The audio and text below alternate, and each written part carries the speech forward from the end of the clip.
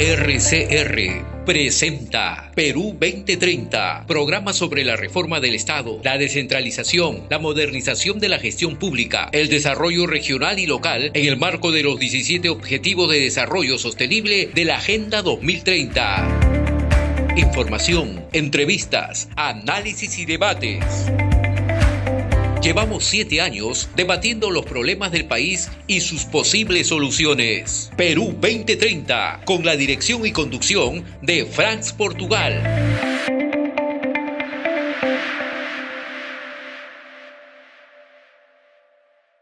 Vamos a conversar con nuestro invitado de hoy día, José Manuel Villalobos, que ya lo hemos tenido acá en Perú 2030.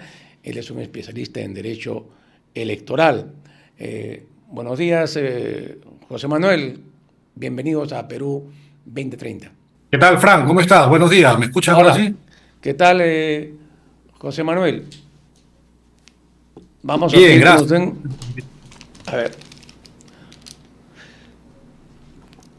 Bien, José Manuel, contigo hemos conversado en varias oportunidades, ¿no?, sobre temas electorales, pero acá, como decíamos, es un caso muy, muy especial y por eso hemos acudido a ti, que tú conoces perfectamente cómo marcha todo este proceso nuevo para nosotros, para el país, para los electores, ¿no?, que eso nos avecina. Hasta la fecha hay 42 partidos inscritos, ¿no? Posiblemente se inscriban algunos más porque la fecha, como habíamos dicho, se cierra este 12 de abril. Según tus cálculos, José Manuel, ¿tú crees que se incrementen más partidos o no crees que haya mayor novedad? Bueno, Frank, primero señalar que deberían ser 41 partidos.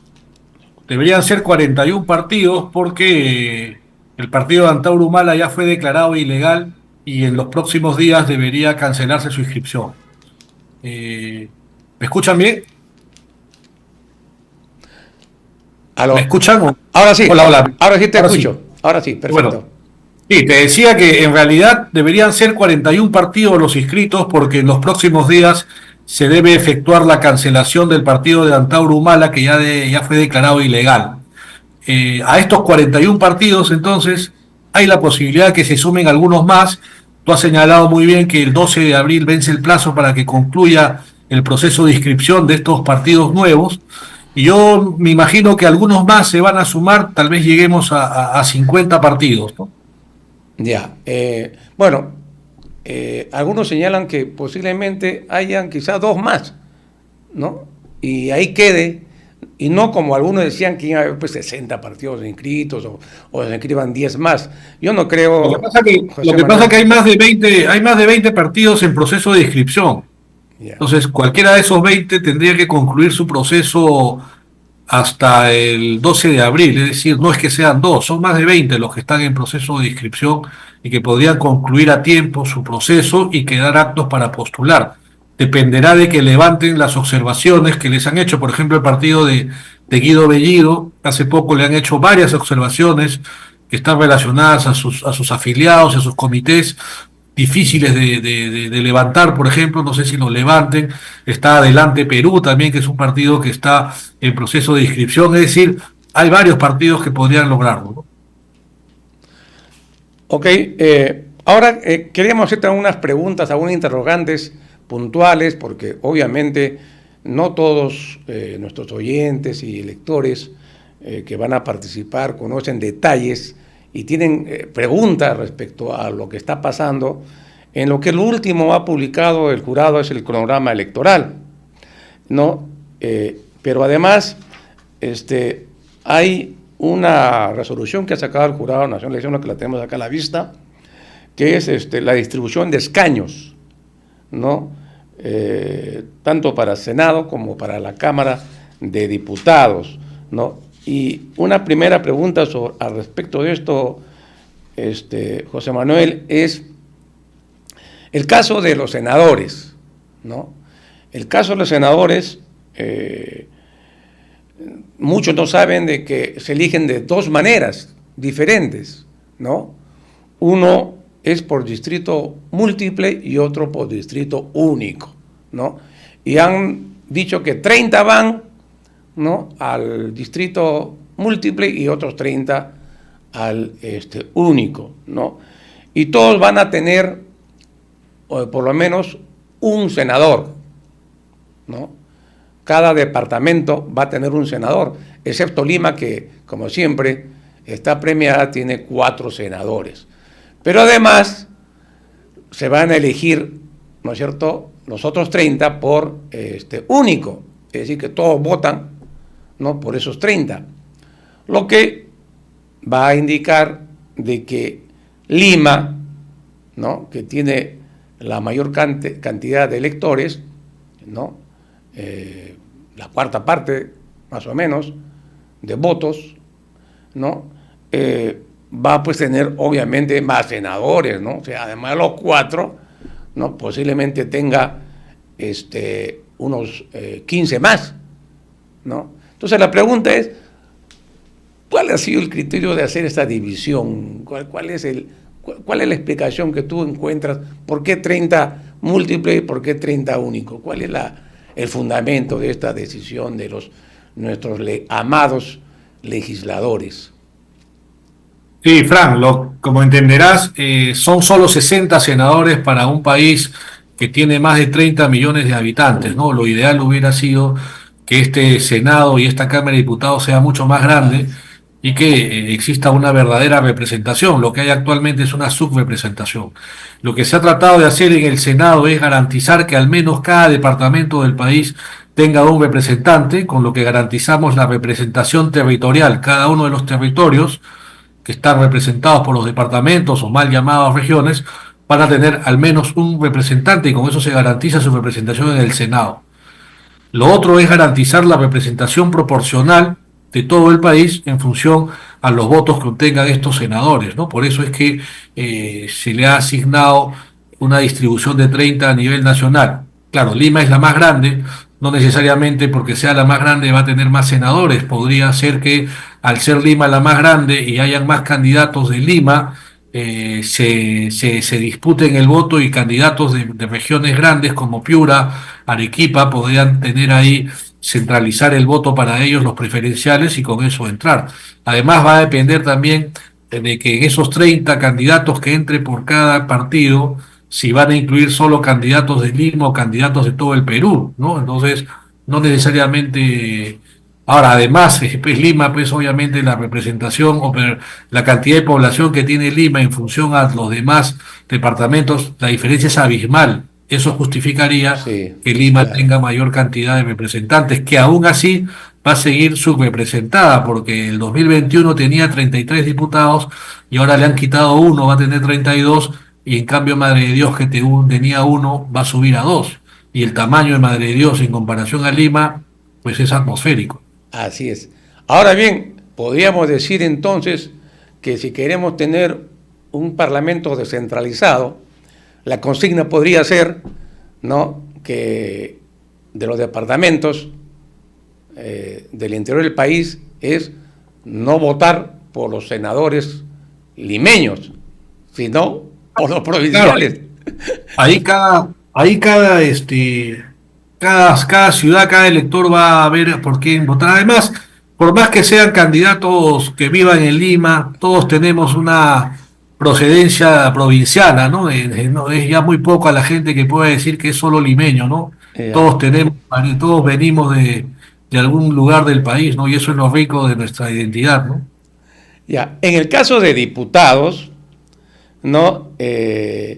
Hay también una distribución que ha hecho el jurado, ¿no?, donde asigna un diputado por cada departamento, ¿no? Y a eso llama escaños distribuidos directamente, ¿no?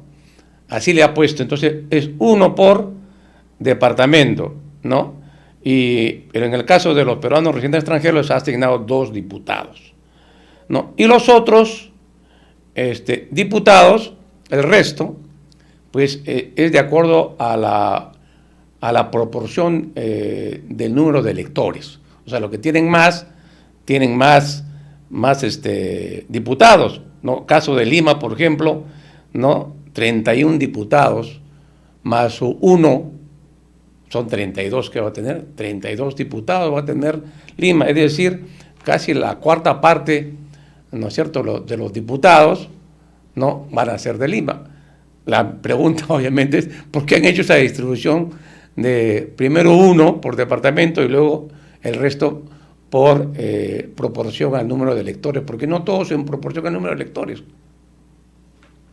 Sí, gracias por la pregunta, Frank. Esta es una distribución que la hace el jurado por mandato de la ley. Eso significa que en la ley está establecido que se asigne un escaño a cada una de las circunscripciones electorales, es decir, una asignación territorial, con lo cual garantizas que cada departamento tenga al menos un congresista y los demás se reparten en función a la población electoral. Esto no es nuevo, es la misma distribución que ha tenido el Congreso unicameral, es decir, se mantiene el mismo número de 130 curules, que ya no serán congresistas sino diputados, se mantiene la misma distribución, que es uno por cada departamento y el resto en función a la proporción electoral.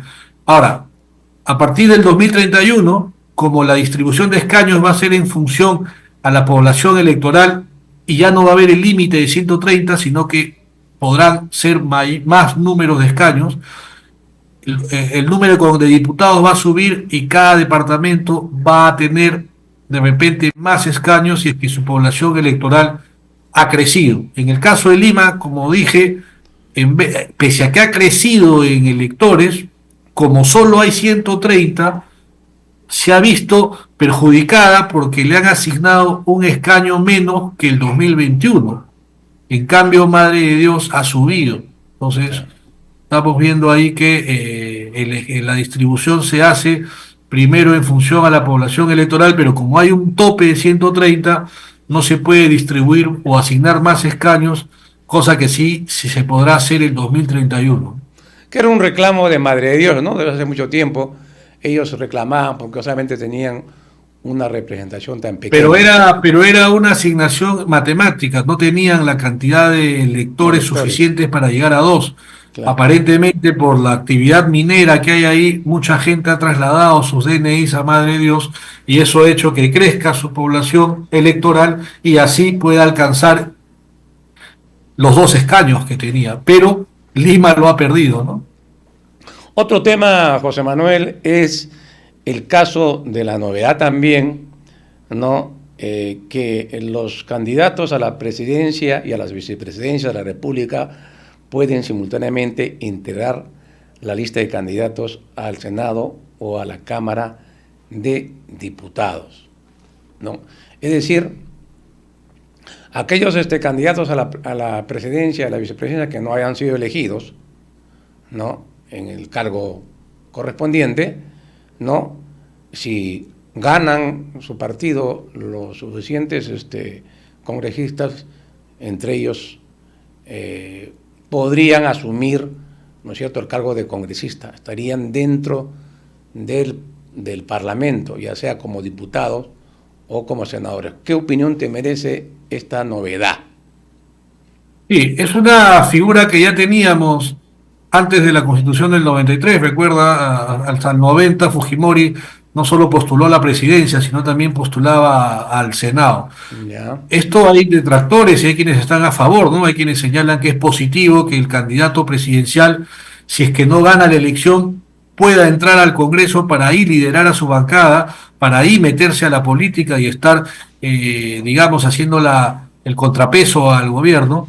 Y en cambio hay quienes dicen que no, que lo toman como un premio consuelo, ¿no? Que como no entra presidente, ya pues por lo menos agarraré diputado o senador. Hay que verle el lado positivo. Creo que es necesario que los políticos se hagan responsables por las bancadas que auspician y que llevan al Congreso. Qué mejor que el líder del partido, que es el candidato presidencial, puede estar ahí en el Congreso haciendo política, defendiendo sus posturas y haciendo oposición, ¿no? Ahora bien, en el cronograma electoral se ha puesto como fecha 12 de mayo del año, ¿no?, la fecha límite para el registro de las alianzas electorales, ¿no? Entonces ha surgido un grupo de 5 notables que Ahí está Márquez, está Díaz Canseco, Roque, había un conjunto de personajes y que han pedido que esa fecha debe ampliarse, ¿no? Y para permitir de que efectivamente se puedan constituir estas alianzas electorales.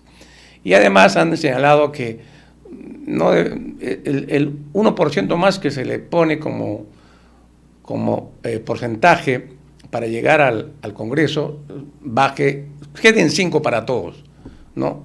Según ellos, el objetivo es que se constituyan pues, alianzas electorales en la medida que hay cantidad de partidos registrados para las próximas elecciones. ¿Qué opinión te merece esta situación? Sí, primero hay que señalar que el cronograma electoral no es definitivo, es una propuesta que ha hecho el jurado, ha otorgado 15 días a la ciudadanía para que lo revisen y si tienen algunos aportes o observaciones las hagan llegar, como lo han hecho estas personas que usted menciona. Pero además, la objeción a la fecha de la formación de alianzas no solo lo han hecho ellos, algunos partidos políticos también la han hecho. ¿Por qué? Porque ya el Jurado Nacional de Elecciones el año pasado había establecido un reglamento que las alianzas podían quedar inscritas como máximo el 16 de julio de este año. Pero ahora con su propuesta de cronograma está reduciendo en casi 2 meses ese plazo. Obviamente, al reducir el plazo para formar alianzas, imposibilitaría que éstas se hagan porque las alianzas no es fácil de hacerse, hay que ir a un proceso de negociación, ¿no?, entre partidos que tienen que primero ceder la candidatura presidencial. Si son 2 o 3 partidos, hay 3 posibles candidatos presidenciales y al menos 2 de ellos deberían ceder la candidatura presidencial y eso pues demanda una negociación política, ¿no?, y luego ponerse de acuerdo sobre la confección de las listas de candidatos que además deben ir en elecciones primarias. Por eso que sí es necesario que el jurado reflexione y trate de ajustar su propuesta de cronograma y le dé un poco más de tiempo a los partidos para que puedan formar alianzas, porque además no es que la alianza se presenta y de un día para otro quede inscrita, por lo menos se necesitan unos 30 días para que pase por el proceso de calificación de la solicitud, porque el registrador, el registro de partidos va a verificar que esta solicitud de alianza cumpla con varios requisitos legales, ¿no? Y entonces, si no los cumple, van a ser observados, se tienen que subsanar. Entonces, además del plazo para ponerse de acuerdo, hay un plazo para presentar y un plazo adicional para que quede inscrito. Por lo tanto, sí es necesario que se reflexione y se evalúe si este tiempo que ha puesto el jurado es el adecuado o si se podría ajustar un poco más. Ajá, entonces es complicado el proceso para constituir una alianza electoral. Sí, Frank, recuerda que el 2021 la alianza que estaba por hacer Vladimir Cerrón con Verónica Mendoza no llegó a escribirse porque el plazo les venció. Y es por eso que con esa experiencia el jurado debería no solo establecer la fecha límite para quedar inscrita, que ha dicho el 12 de mayo, sino que como lo hizo en su reglamento el año pasado, el reglamento del año pasado dijo, el plazo para presentar las alianzas vence el 16 de junio. Y el plazo para que todas las que se han presentado queden inscritos vence un mes después, el 16 de julio. Es decir, el jurado en su reglamento había establecido un mes para el proceso de inscripción de las alianzas. En este proyecto de reglamento solo señala el plazo final, se ha olvidado de poner el plazo desde cuándo se deberían presentar las alianzas. Entonces, menos mal que es un proyecto que va a ser revisado y seguramente las observaciones que todos hagan llegar, el jurado las tendrá que acoger y evaluar junto con la OMPE este cronograma electoral. La mitad del cronograma tiene fechas fijas que no van a ser cambiadas, que el jurado no las ha inventado, sino que la ley dice pues que las elecciones son el próximo año, el 12 de abril, y que este año, el 12 de abril, vence el plazo para que la presidenta convoque a elecciones y ese mismo día cierre el padrón. Y que el 23 de diciembre, en víspera de Navidad de este año, vencerá el plazo para que los candidatos se inscriban las planchas ante los jurados electorales especiales. Esas fechas son fijas. Las que no son fijas son las que están relacionadas a las elecciones primarias, que la ley dice que el jurado las debe establecer. Y eso es lo que contiene este proyecto de cronograma. Unos plazos para hacer las primarias, que serían el 16 de noviembre, el 3 de julio se plantea el plazo para presentar las listas de precandidatos a las primarias, y todo el procedimiento de calificación, tachas en las primarias. Ese proceso es lo que hace que haya un tiempo entre julio y noviembre para hacer la elección primaria, que hace que se acote el tiempo para hacer las alianzas, porque si tú el 3 de julio vas a inscribir candidaturas para las primarias, las alianzas deben formarse antes del 3 de julio. Esa es la explicación, Frank.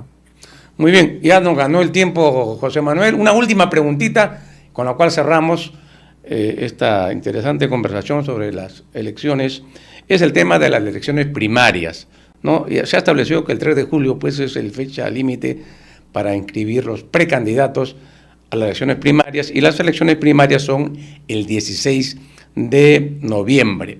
Ya, ¿cómo ves tú este proceso? ¿Cuál crees tú que va a ser la lógica de estas elecciones primarias con respecto a las tres modalidades?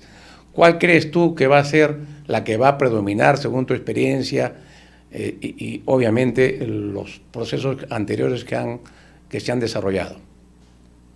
Sí, Frank, lamentablemente todas las reformas y contrarreformas que hubo en el país, que no han tenido el consenso necesario, hacen que vayamos a unas primarias, digamos que mal planificadas, ¿no?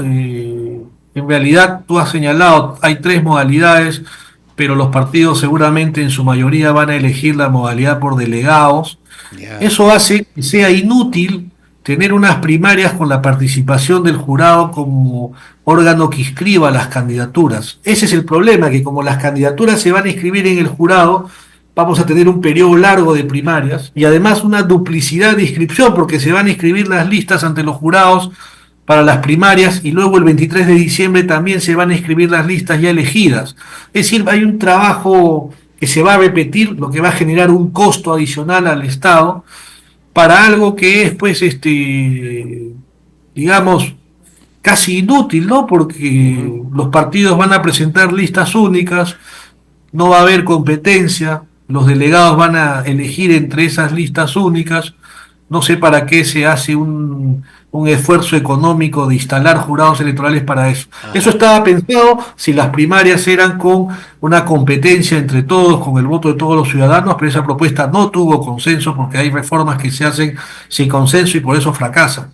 Entonces, este proceso de primarias es un fracaso y más de los que nos va a llevar a gastar dinero. Creo que estamos a tiempo de repensar. Si es que de repente volvemos a hacer unas primarias como el 2021, nos ahorramos dinero y nos ahorramos esfuerzos inútiles, ¿no? Ajá, muy bien. Coincido contigo, José Manuel, sobre las primarias. Exactamente, esa es la descripción y análisis del problema este. Muy bien, José Manuel, gracias por estar en Perú 2030. Y en otro momento estaremos conversando porque estamos pues en año electoral. Gracias. Gracias.